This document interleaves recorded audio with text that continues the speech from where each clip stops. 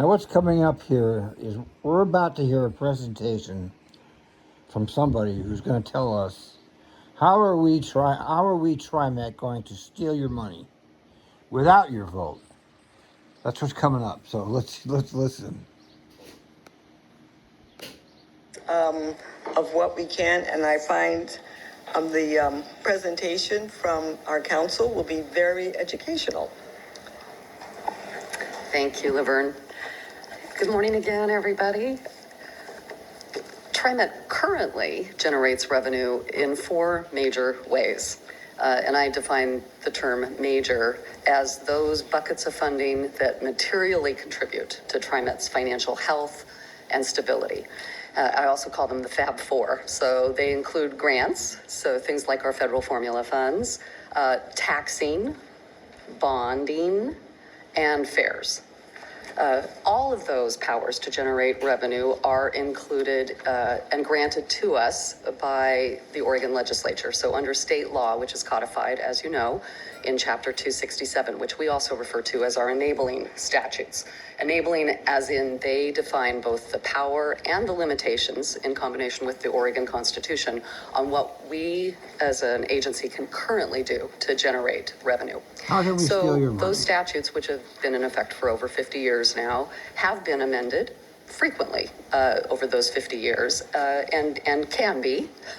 However, with the recognition, I think, by everybody that does take a concerted effort, it takes time in order to make amendments to the statutes. So with that, we'll go to the next slide. We'll start with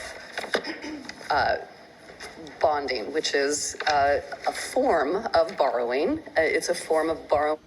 This is a tax increase on the public, but they don't have to ask the public to do it. They just go out and borrow money at interest, like 4, 5, 6% interest, and then guess who pays it back? The taxpayers. So this is a form of taxation without representation. That is secured, right? It's secured by something underlying it of value. And I know that everyone around this table is very familiar with the first type of bonding, which is revenue bonds, because as your first official order of business in 2026, at your January board meeting, you granted TriMet the authority via resolution to go out to the bond market and secure $150 million in bonding. And as security for that bond issuance, we are pledging our employer payroll tax revenues in order to secure that. We are deep in the process of that due diligence and issue. So they take the payroll tax and they commit it to a bond, which is then used for capital projects. See, this is how they've completely distorted the mission of the transit agency. The payroll tax is supposed to be for service. But as she just admitted, they're using that to do capital projects by pledging that money. And if you look at their budget, you'll see the debt service is actually higher than the pension service. Paying TriMet pensions is less than paying the debt service. So the banks are making a fortune off of the TriMet. This is a scam of government. This is one way the banksters who control the world steal our tax money. Doing those bonds, that's coming up in just a couple of weeks. And we're actually very excited. We got our first, I'm sure you'll hear from Nancy, we got our first AAA rating after the rating agency calls last week. Anyways, prior to this issue. Enron had a AAA rating, in case you forgot. The last time we went out for a bond like this was in 2021, but prior to that, we have done it many times at this agency to fund the Orange Line, to fund FX Division, it's all capital projects. A whole bunch of projects, and those examples, all capital projects, which made a fortune for all those companies involved in those capital projects, which is what this is all about. It's not about you. It's not about the riders. It's about how do we get this money into the pockets of the elites? This is what this is about. This is not just TriMet. This is the entire government. This is our entire government. This is just something that I'm familiar with, but They do it here and they do it everywhere. It's the same thing. Vehicles. Those examples show you the limitation on revenue bonding, which is that it is limited to using those proceeds for capital costs. Capital costs are defined as the construction or acquisition of a major capital. Right. So why did they limit that? Because the elites want to make sure that the money is only used to fund the elites. So they made a law, which is what they do, saying you can only do this so that you can get money to do projects that will fund us, the elites. Asset with a useful life of at least 1 year. So these types of proceeds cannot be used for maintenance or operations costs. Next slide, please. Yes. It can't be used for maintenance and operational costs, but it's coming out of your general revenue, which is supposed to be for operational costs. The transit system, the payroll tax is supposed to be to operate the system. But you see what they've done? They've hijacked it. They've used that so they can go ahead and steal the money for these capital projects, which nobody needed. None of it was necessary.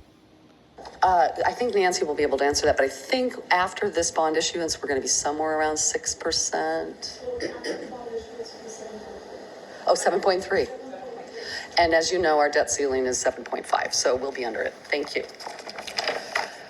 The next slide, yes, bonding, again, we have a different type of statutory authority in our enabling statutes, and this is for a general obligation, or more commonly called a GO bond. You are obviously very familiar with these. You've seen them from many of our local jurisdictions recently to build libraries, schools, sewer systems, parks. And so we have had a number of jurisdictions that have done that. Those do require voter approval before we can. And the last time TriMet had one of those, it was to buy new buses, and it was defeated. Pledge property taxes as of the security for bonding going out to the bond market. Those property taxes would be limited by the Oregon Constitution in certain respects. One of the main respects, of course, is if approved by the voters, you can only charge up to $10 per $1,000 of assessed real market value. Yeah, well, that's a lot. Important. And so that's an inherent limitation in this type of bonding. So if you got $100,000 house, you get $10 per hundred. That's $100 per 1,000. So that's a lot of money, okay? And the thing about these taxes, okay, is that people that don't own property can vote on this. Now, these kind of tax increases should only be limited to people who own property, since they're the ones that are going to have to pay it. But they allow all voters to vote on it, which is a setup against the property owners, because most people don't own property, so they vote yes, since it's not coming out of their pocket. Of course, if they're tenants, they're going to pay for that. Okay, that's going to go up. That's one of the reasons the rents are so high. Positives of this is that there's no offset from TriMet's payroll taxes for this. We'll see that does come into play with some of our other authorities. One other thing that's not on this slide that I wanted to mention is lines of credit, borrowing from a bank. We do have the ability to do that, and we have used that in the past, primarily for like a stopgap measure when we have a timing issue we're expecting federal funding to come in, but it hasn't come in yet, and we need to actually spend that money, but we don't do that very often because the interest rates are just not very favorable. So that's the one other way of borrowing that we have statutory authority to do. And that would be a capital project too. Next slide, please. On to taxing. Obviously, you guys are all very familiar with the employer payroll tax. And the employer payroll tax has been authorized by the legislature for us for many, many years, since our very early days of existence. And it has provided by far the most, volume-wise, the largest and the most stable revenue stream that this agency has experienced. Currently and historically. As you know, in FY25, we received well over $500 million in employer payroll taxes to sustain this agency. So It does not require a voter approval to increase the Nope. employer payroll tax, but it does require legislative approval. And the legislature That's how they do it in Massachusetts. The legislature just shoves the tax increase down your throat. They know nobody's going to vote yes, so they shove it down your throat. This is all corrupt. All of these places are corrupt, and they exist by stealing our money. granted authorization to this board to go ahead and raise the employer payroll tax increment in 2009. But it came with a number of strings. What they said during the Great Recession, when they agreed The Great to raise Recession, it, Rippy! was that the board would have We to were pass an all going to get ordinance. This was fired. the I law. remember that, Pazzo? The Great Recession. We're all going to get fired. Everybody's like, who's going to get fired? They got to get rid of the mini runners first, blah, blah, blah, blah. And then nothing happened. That included a finding by this board that the economy had recovered sufficiently enough to add another incremental tax increase. Yeah, right. And so the legislature passed that law, amended our statutes in 2009, and it took until 2015 for the board to actually pass that ordinance to increase the tax increment. And it was increased at that point to what the legislature had authorized, which is 0.1% in total. That's the total amount, and it has to be incremented over 10 years. And then, so we started implementing that in 2015, and we hit the ceiling in 2025. January of 2025 was the last time. So we have now exhausted our payroll tax increase authority, and we would need to return to the legislature. Yes. Shelley, it's probably worth being clear too that effort was reflected a very close and long, we put a lot of energy into building a close relationship with the business community. this one? Because since the legislature approves, Is that a board member? whether I don't know that we've put the Our largest employers that pay. There was some fuck. concerning posts that were made on Facebook. on Facebook. Yes, sir. The payroll tax. I have yes. no interest in anything the board members have to say because they don't mean anything. Okay, so I don't listen to any. Their conversations are useless to listen to. They're just rubber stamps. So I just go right by the board conversations. It's a complete waste of time. The only people worth listening to are the TriMet administrators. Do you have any insight, or Tyler, on did they do it? Did TriMet do it itself? Did it get an outside group to do that? I mean, what was a little bit more? It was a combination. It was a combination of outside help. We had, you remember Tom Markgraf, he was part of that effort. It was Bernie Bottomley, who was in-house at that time. and Aaron Dees, who was in-house. Exactly.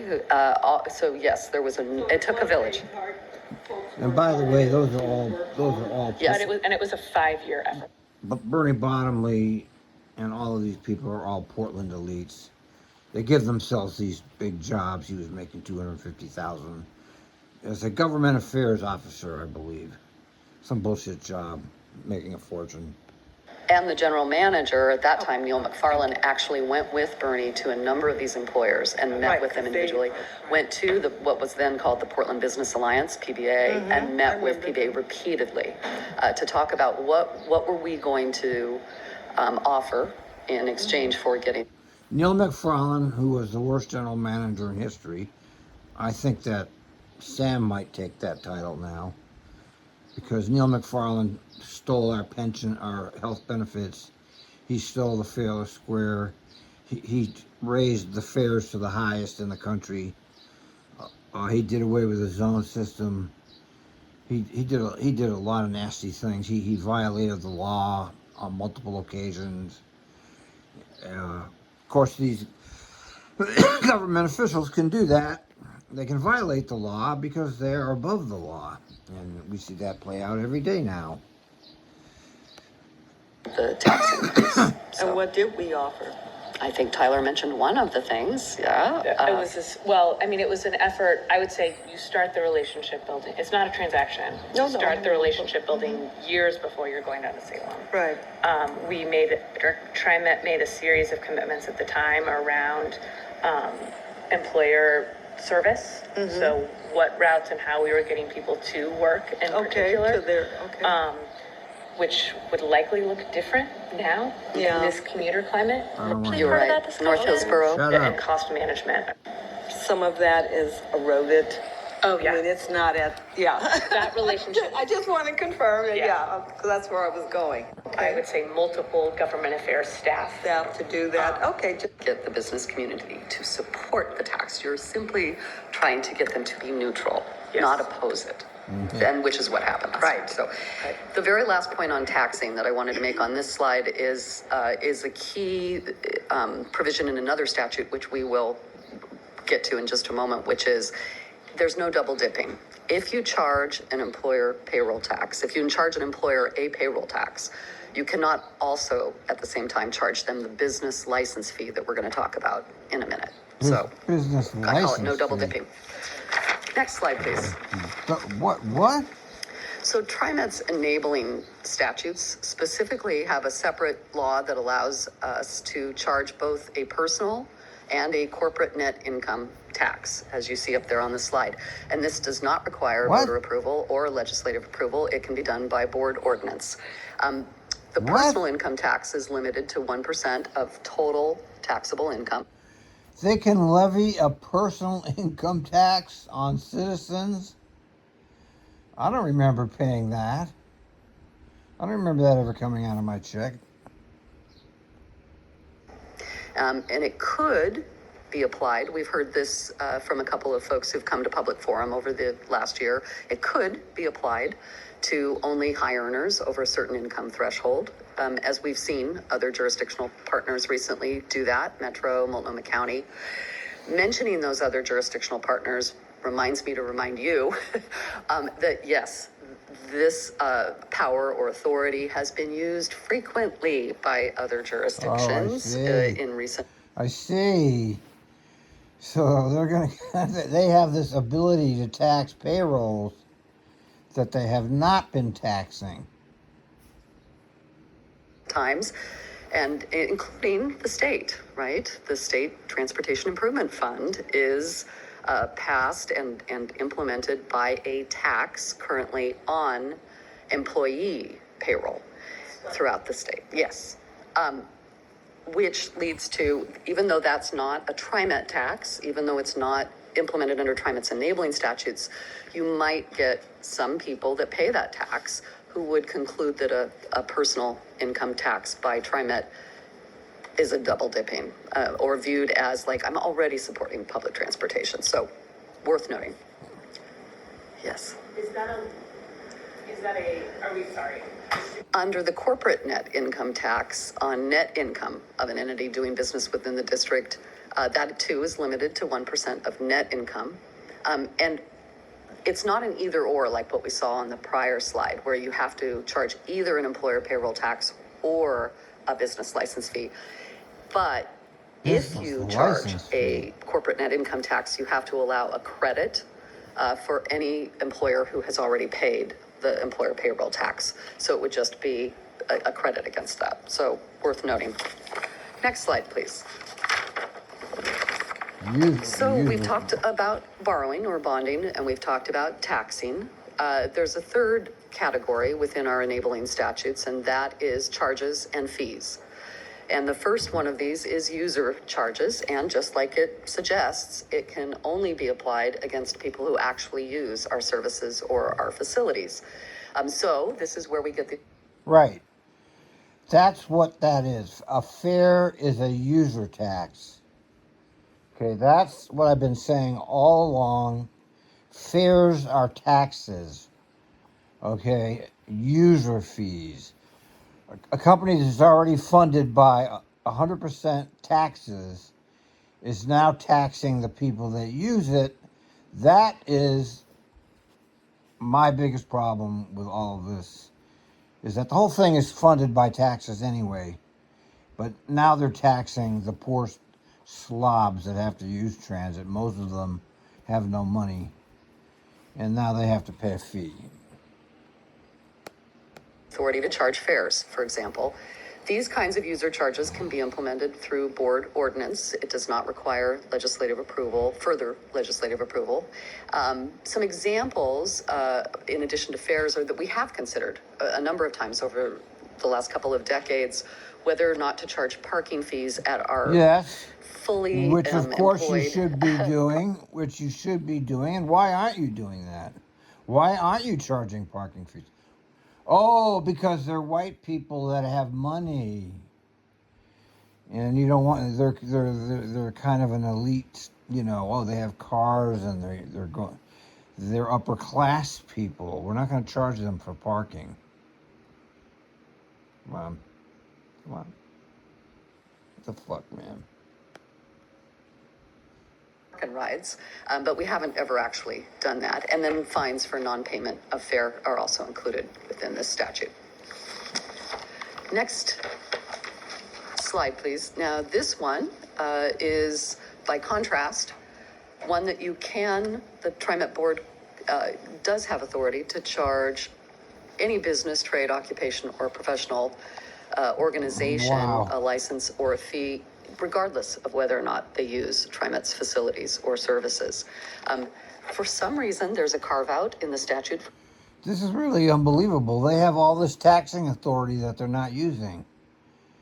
But they can use it, and they will be using it. Holy cow.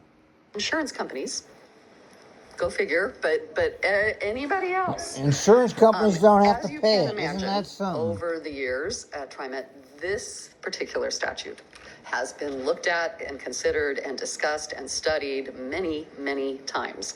A couple of examples include back in the 1980s, the board did pass an ordinance that that charged a fee, a business license fee of 1% on wholesale petroleum products that were used within the district.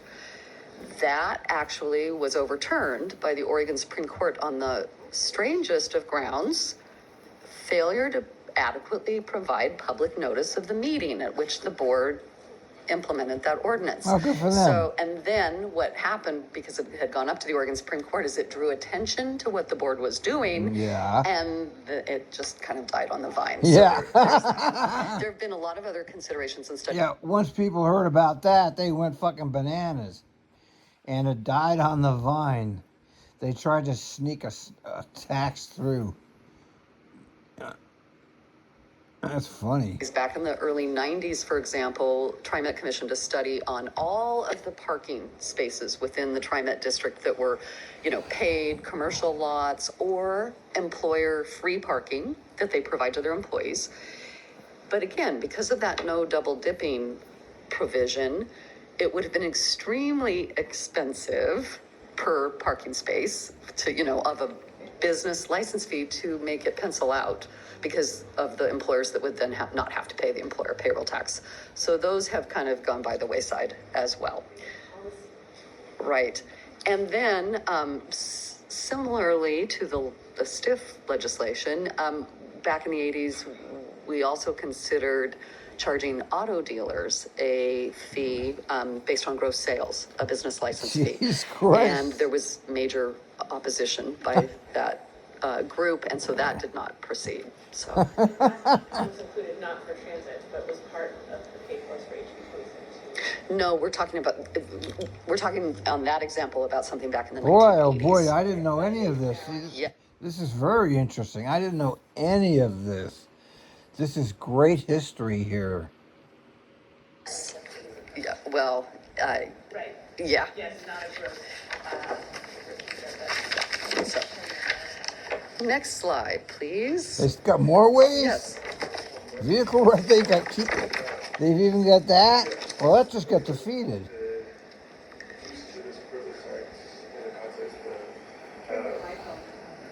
Sorry. Yeah, I'm familiar with even the transportation package that just failed in 25. There was. I don't want to. I don't want to Yes. hear any board I'm sorry, can we comments. go back to the preceding slide, Ruth? Yeah. Well, I think they're going to cover that, sorry, in the next presentation. Okay, so we would have to ask. Just We do shut have up, sock puppet. Ordinance. Sorry. Shut up, sock It's, puppet. so when it says board ordinance, We it do is- have the statutory authority to charge certain fees and license fees, just like Wow. what we've talked about. So what's your specific question? My question is whether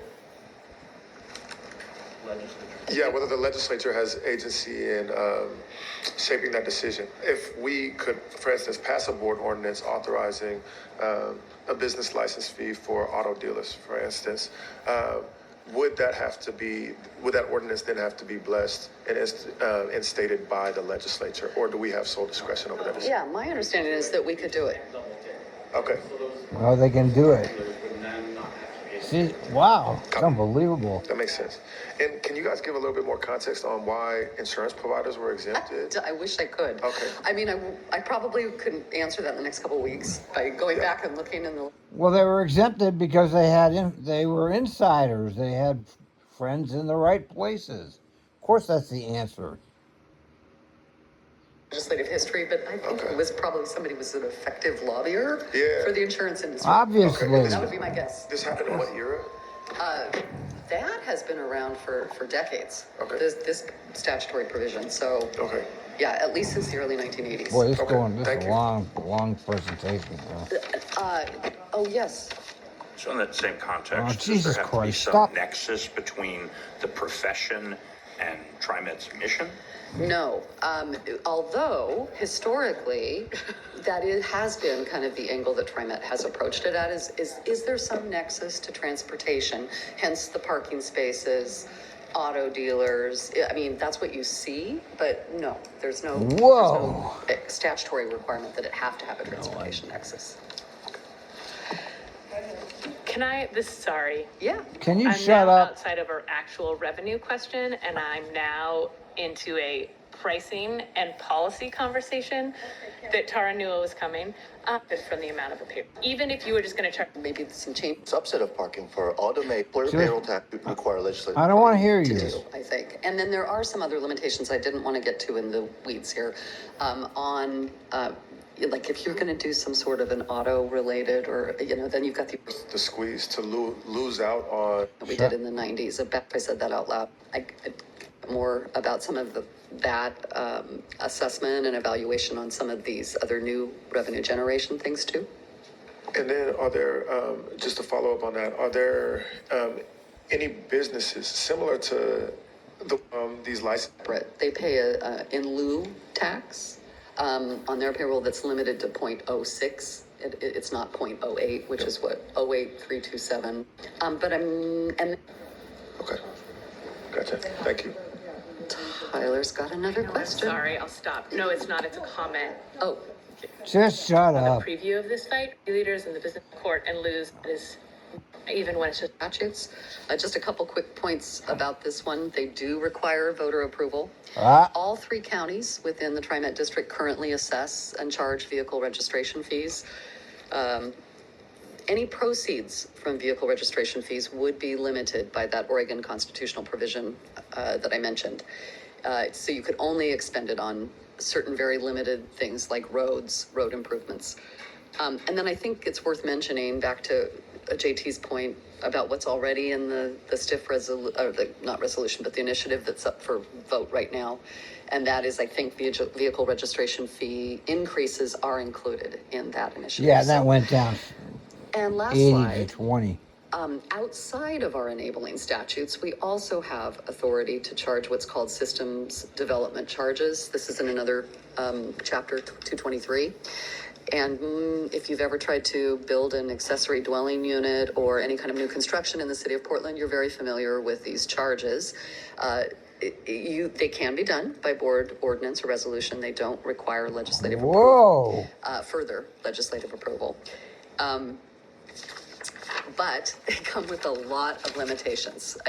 On the front end, this board would have to approve a capital improvement plan that identifies specifically the projects as well as the specific costs. Oh, it's the capital system development charges projects, will go of towards. course. And then SDC charges. Who gives a by shit about the Supreme Court services? decision Capital can projects be, only.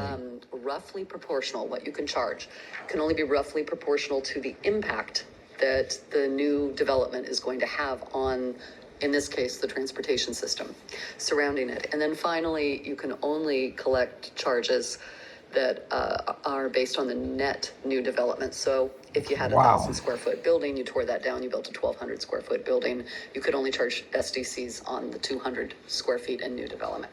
So that's on the front end. On the back end, they're also limited in what you can use the proceeds for. Specifically projects that are really only capacity increasing. Oh. And capacity increasing is defined up there on the slide, but it includes anything providing new service to new populations. Actual So, service. Unbelievable. that's TriMet's current existing statutory authority. Thank you, Shelley. Any final? Well, that was fascinating. A little bit longer than I'm used to, but boy, what a bunch of information that I never heard of before. That's why I used to watch these meetings, because you'll find out more stuff that you'll never read about or hear about anywhere else except these meetings. That was fascinating.